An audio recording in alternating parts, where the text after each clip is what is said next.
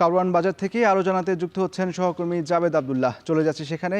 জাবেদ, সকালে যাত্রাবাড়ির মাছের বাজারের সার্বিক পরিস্থিতি জানাচ্ছিলেন আপনি। কারওয়ান বাজারে মাছের বাজারের পরিস্থিতি কেমন দেখছেন?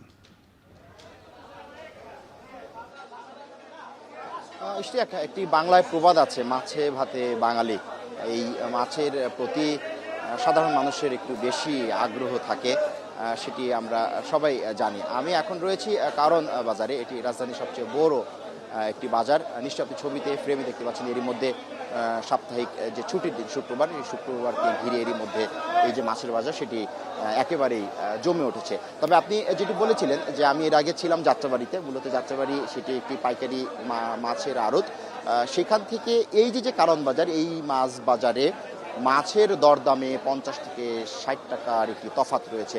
আমরা দেখেছি যে এখানে ইলিশ মাছ, বড় আকারের ইলিশ মাছ বিক্রি হচ্ছে 1800 থেকে 2200 টাকা কেজি দরে। একই সঙ্গে চিংড়ি মাছ বিক্রি হচ্ছে 1100 টাকা, বেলে মাছ বিক্রি হচ্ছে 1300 টাকা, রূপচাঁদা বিক্রি হচ্ছে 1150 থেকে 1200 টাকা। আমরা বিক্রেতাদের সঙ্গে কথা বলেছি, বিক্রেতারা বলছে যে নানা কারণে মূলত মাছের সরবরাহ কিছুটা কম, যে কারণে মূলত মাছের দাম 20 থেকে 40 টাকা বেড়েছে এই বাজারে।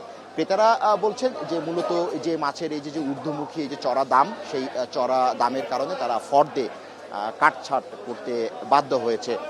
যদিও ইলিশ কেনার তাদের স্বাদ রয়েছে, কিন্তু সাধ্য নেই বলে কিন্তু অনেক ক্রেতা আমাদেরকে এরই মধ্যে জানিয়েছে। কারণ ইলিশের যে কেজি সেটি 1800 থেকে 2200 টাকার মধ্যে পাওয়া যাচ্ছে, যে কারণে অনেক ক্রেতা ঘুরে ঘুরে ইলিশ মাছ দেখছেন, কিন্তু সবাই আসলে ইলিশ কিনছেন না।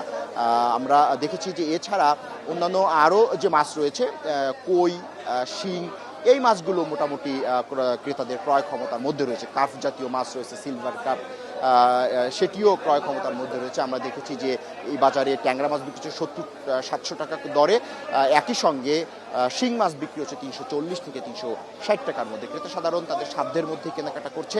আপনি নিশ্চয়ই ছবিতে ফ্রেমে দেখতে পাচ্ছেন যে একেবারেই মাছ বাজারে ক্রেতা বিক্রেতার যে সমাগম, সেই সমাগমটি একটু জানিয়ে রাখি যে কিছু বিক্রেতা আমাদের একটা বিষয় জানিয়েছে যে এই বাজারে আমদানিকৃত ভিয়েতনামের পাঙ্গাস মাছ পাওয়া যায়। মূলত আড়তদাররা বলছেন যে আমদানিকৃত মাছ যদি দেশে প্রবেশ করে, সেই ক্ষেত্রে দেশীয় যারা চাষি রয়েছে বা দেশীয় যারা মাছ চাষ করে, তাদের জন্য এটি একটি হুমকির কারণ হয়ে দাঁড়াতে পারে। তবে বিক্রেতারা যে বিষয়ে বলছে যে আগামী সপ্তাহে নদ নদীর পানি নেমে গেলে মাছের সরবরাহ বাড়বে। ইস্তিয়াক।